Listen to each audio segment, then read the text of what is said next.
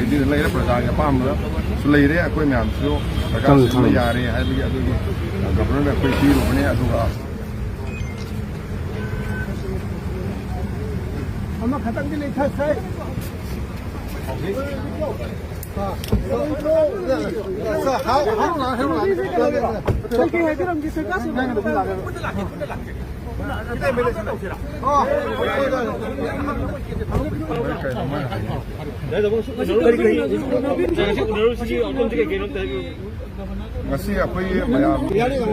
अखोई मैम लोइनमक से हौजे मणिपुर नहान की वाल ताबी इंसिडेंट फिल्म से ऑलरेडी अखोई MLA मैम तरफी अखोने नुआईतब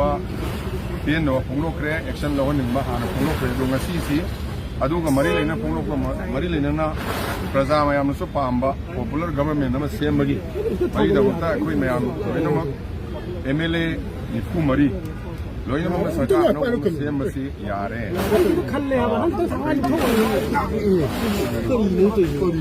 सरकार सेमसी सेमनब अखोई MLA लोइनमक रेडी लेर प्रजा के पाम लेरे अखोई मैम सरकार यारे गवर्नर अखोई पीरुबने अतोप तोान तोान सोल्यूशन कई लौर फनी खोटनी है गवर्नर साइड ने मा नोट तौर कई तब याबनो लोन येंगनी इन इंटरेस्ट ऑफ प्रजा की इंटरेस्ट मणिपुर इंटरेस्ट अखोई तब याब तौबनी है क्लेम स्टेट क्लेम सरकार सेम अखोई सेंट्रल लीडरशिप लौरकल नेशनल पार्टी अखोई लोन रेडी लेरे सम काइन ऑफ क्लेम चप माना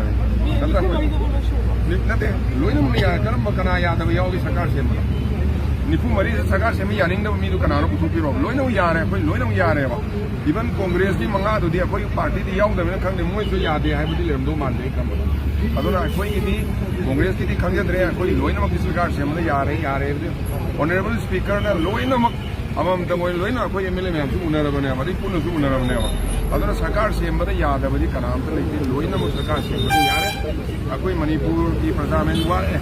ममांगी टर्म ने सही अनि म कोविड लोइने अना के टर्म सही अनि हम लोइसले अदुना मरम ओरकान प्रजा यम वारे